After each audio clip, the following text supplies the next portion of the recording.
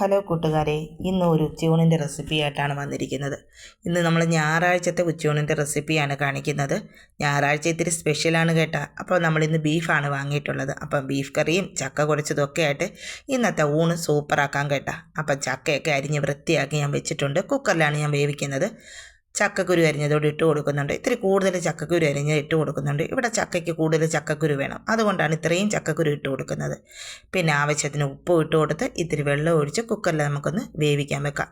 വെന്ത് വരുമ്പോഴത്തേക്കും നമുക്ക് അരപ്പ് റെഡിയാക്കാം. തേങ്ങയും ജീരകവും മഞ്ഞൾപ്പൊടിയും കുരുമുളകും വെളുത്തുള്ളിയും കാന്താരി മുളകും മിക്സിയിൽ നന്നായി ഒതുക്കി വെന്ത ചക്കയിലേക്ക് നമുക്ക് ഇട്ട് കൊടുക്കാം. ഇത്തിരി കറിവേപ്പിലയും കൂടെ ഇട്ട് കൊടുക്കാം. കറിവേപ്പില ഞാൻ ഇച്ചിരി പിച്ച് കീറിയാണ് ഇട്ട് കൊടുത്തിട്ട്, വലിയ ഇലയായിരുന്നു കറിവേപ്പിൻ്റെ, അതുകൊണ്ട് ഇത്തിരി പിച്ച് കീറി ഇട്ട് കൊടുക്കുന്നുണ്ട്. പിന്നെ ഒരിക്കലും ചക്കയ്ക്ക് ചേർക്കാത്ത ഒരു സാധനം കൊണ്ട് ഞാനിന്ന് ചേർത്ത് കൊടുക്കുന്നുണ്ട്, ഇത്തിരി വെളിച്ചെണ്ണ. സാധാരണ അങ്ങനെ നമ്മൾ വെളിച്ചെണ്ണ ചേർക്കാറില്ല. ഇന്നെന്നാൽ ഇച്ചിരി വെളിച്ചെണ്ണയും കൂടെ ചേർത്ത് കുഴയ്ക്കാമെന്ന് കരുതി. അപ്പം വെളിച്ചെണ്ണയും ചേർത്ത് നമ്മുടെ ചക്ക നന്നായി കുഴച്ചെടുത്തിട്ടുണ്ട്. നല്ല ടേസ്റ്റുള്ള ചക്കയായിരുന്നു, സൂപ്പർ ടേസ്റ്റാണ്. നമ്മുടെ വീട്ടിലെ ചക്കയല്ല, നമുക്കൊരാൾ തന്നതാണ് ചക്ക, അടുത്ത വീട്ടിൽ നിന്ന് നമുക്ക് തന്നതാണ്. നല്ല ടേസ്റ്റുള്ള ചക്കയായിരുന്നു. അപ്പം ചക്ക കുഴച്ചത് റെഡിയാണ്. ഇനി ഇത്തിരി ഒഴിച്ചു കറി വയ്ക്കാം. വെള്ളരിക്ക ഒഴിച്ചു കറിയാണ് വെക്കുന്നത്. വെള്ളരിക്കയുടെ മുഴുവനും ഞാൻ എടുക്കുന്നില്ല, കുറച്ച് ഭാഗം എടുക്കുന്നുള്ളൂ. പിന്നെ 2 പച്ചമുളകും ഒരു തക്കാളി എടുത്ത് വെച്ചിട്ടുണ്ട്. അപ്പം വെള്ളരിക്ക ചെറുതായിട്ട് അരിഞ്ഞെടുത്തിട്ടുണ്ട്. അതിലേക്ക് പച്ചമുളക് അരിഞ്ഞതും ഇട്ട് ആവശ്യത്തിന് വെള്ളം ഒഴിച്ച് നമുക്ക് വേവിക്കാൻ വെക്കാം. ഇപ്പം തക്കാളി ചേർക്കുന്നില്ല. വെള്ളരിക്ക വെന്തതിന് ശേഷം മാത്രമേ തക്കാളി ചേർക്കുന്നുള്ളൂ.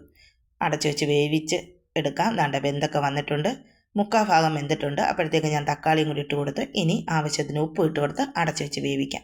വേകുമ്പോഴത്തേക്ക് നമുക്ക് അരപ്പും റെഡിയാക്കാം. തേങ്ങയും ജീരകവും വെളുത്തുള്ളിയും മഞ്ഞളും കൂടെ മിക്സിയിൽ നന്നായി അരച്ചെടുത്തിട്ടുണ്ട്. അതോടെ അതിലേക്ക് ഒഴിച്ചു കൊടുത്ത് പിന്നെ മിക്സിയുടെ ജാറിലേക്ക് ഇത്തിരി വെള്ളവും കൂടി ഒഴിച്ചു കൊടുത്തിട്ട് അതോടെ അതിലേക്ക് ഒഴിച്ചു കൊടുക്കുന്നുണ്ട്. ഒരുപാട് ഗ്രേവി ആയിട്ടല്ല ഞാൻ തയ്യാറാക്കുന്നത്, ഇത്തിരി കുറുകിയ പരുവത്തിലാണ് ഞാൻ വെള്ളരിക്ക ഒഴിച്ചു കറി റെഡിയാക്കി എടുക്കുന്നത്. ഇനി നമുക്കതിലേക്ക് വറവിട്ട് കൊടുക്കാം. വെളിച്ചെണ്ണയിൽ കടുക് പൊട്ടിച്ച് ഉള്ളിയും കറിവേപ്പിലയും വറ്റൽമുളകും ഒക്കെ താളിച്ച് അതിലേക്ക് ഒഴിച്ചു കൊടുത്താൽ മതി. അപ്പോഴത്തേക്ക് നമ്മുടെ ഒഴിച്ചു കറി ഇവിടെ റെഡിയാണ്. സൂപ്പർ ടേസ്റ്റിയായ വെള്ളരിക്ക ഒഴിച്ചു കറി ഇവിടെ റെഡി ആയിട്ടുണ്ട്. നല്ല ടേസ്റ്റുള്ള ഒഴിച്ചു കറിയാണ്, കുട്ടികൾക്കൊക്കെ ഒരുപാട് ഇഷ്ടമാകും. പച്ചമുളകൊക്കെ ഇത്തിരി കുറച്ചിട്ടാൽ മതി, കുഞ്ഞുങ്ങൾക്കൊക്കെ കൊടുക്കണമെങ്കിൽ. ഒരുപാട് എരി വേണ്ടല്ലോ അവർക്ക്. അതിൻ്റെ കൂടെ ഒരു പപ്പടവും കൂടെ പൊള്ളിച്ചു കൊടുത്താൽ അവർക്കത് മതി അന്നത്തെ ദിവസത്തേക്ക്. അപ്പം നമ്മുടെ ഒഴിച്ചു കറിയും റെഡിയാണ്. ഇനി നമ്മൾ ബീഫ് കറിയാണ് വെക്കുന്നത്. വളരെ എളുപ്പത്തിൽ തയ്യാറാക്കാവുന്ന ഒരു ബീഫ് കറി കുക്കറിലാണ് തയ്യാറാക്കുന്നത്. നേരത്തെയും ഞാൻ കാണിച്ചിട്ടുണ്ട്. പുതിയ കൂട്ടുകാരൊക്കെ വന്നിട്ടുണ്ടെങ്കിൽ അവർക്കൊന്നുകൂടെ കാണാമല്ലോ എന്ന് കരുതിയാണ് ഒരിക്കൽ കൂടെ കാണിക്കുന്നത്.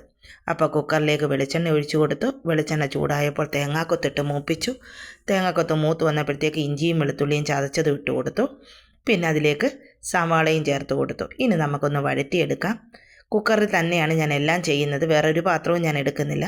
പെട്ടെന്ന് വഴന്ന് കിട്ടാൻ ഇത്തിരി ഉപ്പൂടി ഇട്ട് കൊടുത്തു. ഇനി 2 പച്ചമുളക് കൂടെ നമുക്ക് ഇട്ട് കൊടുക്കാം. ഇനി നന്നായി വഴറ്റിയെടുക്കാം. ദാണ്ടെ നമ്മുടെ സവാളയൊക്കെ നന്നായി വഴന്നിട്ടുണ്ട്. അതിലേക്ക് ഇനി നമുക്ക് പൊടികളൊക്കെ ചേർത്ത് കൊടുക്കാം. മഞ്ഞൾപ്പൊടിയും മുളക് പൊടിയും മല്ലിപ്പൊടി ഗരം മസാല പിന്നെ കുരുമുളക് പൊടി ഇട്ട് പൊടികളുടെയൊക്കെ പച്ചമണം മാറുന്നത് വരെ നന്നായി വഴറ്റിയെടുക്കാം. അപ്പോഴത്തേക്കും ഞാൻ ബീഫൊക്കെ കഴുകി വൃത്തിയാക്കി അതിലിത്തിരി മുളക് പൊടിയും കുരുമുളക് പൊടി ഇഞ്ചിയും വെളുത്തുള്ളിയുടെ പേസ്റ്റും ഒക്കെ പുരട്ടിയിട്ട് വെച്ചിട്ടുണ്ടായിരുന്നു. മഞ്ഞൾപ്പൊടിയൊക്കെ ചേർത്ത് പുരട്ടി വെച്ചിട്ടുണ്ടായിരുന്നു. ഇതിൻ്റെ പച്ചമണമൊക്കെ മാറിയപ്പോൾ അതും കൂടെ അതിലേക്ക് ഇട്ട് കൊടുക്കാം. പുരട്ടി വെച്ചിരിക്കുന്ന നമ്മുടെ ബീഫ് കൂടെ അതിലേക്ക് ഇട്ട് കൊടുക്കാം. ഇനി നമുക്ക് ആവശ്യത്തിന് വെള്ളം ഒഴിച്ച് വെച്ച് വേവിച്ചെടുക്കാം. കുക്കറിൽ ഒരു 4-5 വിസിൽ കേൾക്കുമ്പോഴത്തേക്ക് തന്നെ നമ്മുടെ ബീഫ് വെന്ത് കിട്ടും. വെള്ളം ഒഴിക്കേണ്ട, ഇറച്ചിയിൽ നിന്ന് കുറച്ച് തന്നെ വെള്ളം ഇറങ്ങും. അതുകൊണ്ട് തന്നെ ഒരുപാട് വെള്ളം ഒന്നും ഒഴിച്ച് കൊടുക്കേണ്ട കാര്യമില്ല. പിന്നെ ഞാൻ കുറച്ച് കറിവേപ്പിലയും കൂടി ഇട്ട് കൊടുത്തിട്ടുണ്ട്. ഇനി അടച്ചു വെച്ച് വേവിച്ചെടുക്കാം. അപ്പം നമ്മുടെ ബീഫൊക്കെ അടച്ചു വെച്ച് ഇവിടെ വെന്ത് കിട്ടിയിട്ടുണ്ട്. നന്നായിട്ട് വെന്ത് എണ്ണയൊക്കെ തെളിഞ്ഞിട്ടുണ്ട്, നെയ്യൊക്കെ അതിൻ്റെ തെളിഞ്ഞ് വന്നിട്ടുണ്ട്. ഇന്നത്തെ ബീഫിന് ഒരുപാട് നെയ്യൊന്നും ഇല്ലായിരുന്നു, അതുകൊണ്ട് തന്നെ ഒരുപാട് നെയ്യൊന്നും ഇല്ല നമ്മുടെ ബീഫിന്.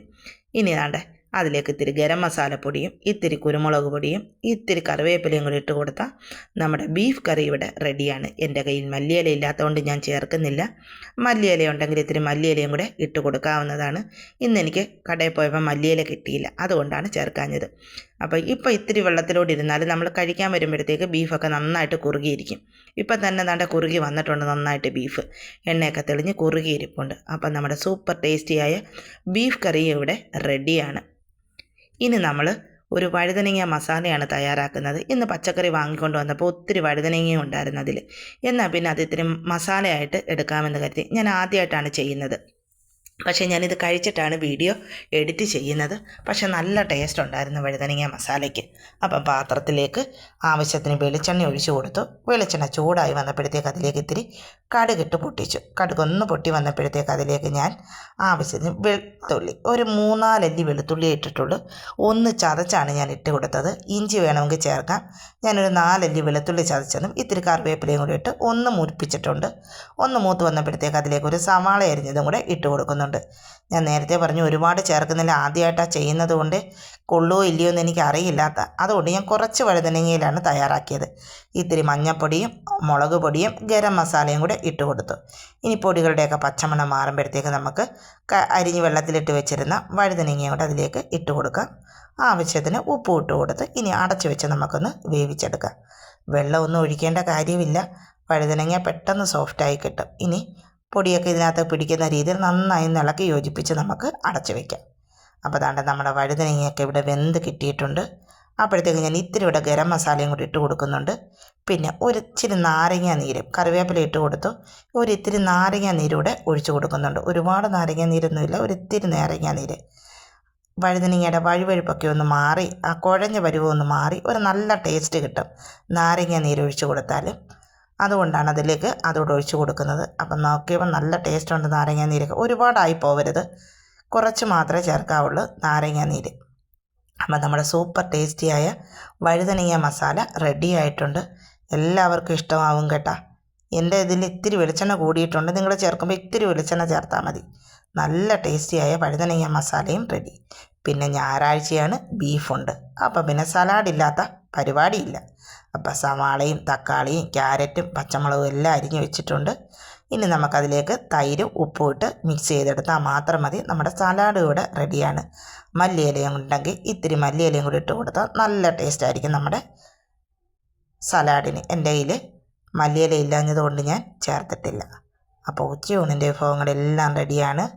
ചക്ക കുഴച്ചത്, ബീഫ് കറി, പിന്നെ ഒഴിച്ചുകറിയുണ്ട്, വഴുതനങ്ങ മസാലയുണ്ട്, പിന്നെ അറിയാമല്ലോ നമ്മുടെ സലാഡ്.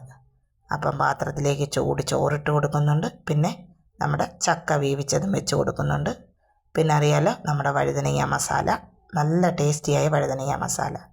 പിന്നെ അതിലേക്ക് ഞാൻ വെച്ച് കൊടുക്കുന്നത് ഒഴിച്ചുകറിയാണ്, നമ്മുടെ വെള്ളരിക്ക ഒഴിച്ചുകറി, അതും ആവശ്യത്തിന് വെച്ച് കൊടുക്കുന്നുണ്ട്. പിന്നെ സലാഡ്, നല്ല സൂപ്പർ ടേസ്റ്റിയായ നമ്മുടെ സലാഡും കൂടെ വെച്ച് കൊടുക്കുന്നുണ്ട്. ഞായറാഴ്ച ദിവസങ്ങളിൽ എപ്പോഴും കാണും സലാഡ്, കാരണം ഇറച്ചി മേടിക്കുന്ന ദിവസങ്ങളിലാണ് കൂടുതലും സലാഡ് എടുക്കുന്നത്. അപ്പോൾ അതും അതിലേക്ക് വെച്ച് കൊടുത്തു.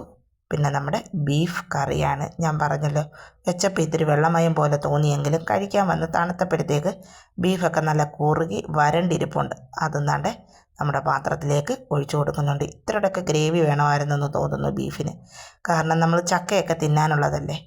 എന്നാലും സാരമില്ല, എപ്പോഴും ഇങ്ങനെ കുറുകിയിരിക്കുന്നത് തന്നെയാണ് കറികൾക്ക് ടേസ്റ്റ്. അപ്പോൾ ആവശ്യത്തിനുള്ള ബീഫും വെച്ച് കൊടുത്തിട്ടുണ്ട്. അപ്പോൾ ഇന്നത്തെ ഉച്ചയൂണ് റെഡി ആയിട്ടുണ്ട്. സൂപ്പർ ടേസ്റ്റിയായ നമ്മുടെ ഉച്ചയൂണ്. അപ്പോൾ എൻ്റെ ഈ വീഡിയോ നിങ്ങൾക്ക് ഇഷ്ടമായെങ്കിൽ ലൈക്ക് ചെയ്യാനും ഷെയർ ചെയ്യാനും സബ്സ്ക്രൈബ് ചെയ്യാനും ഒന്നും മറക്കല്ലേ. അപ്പോൾ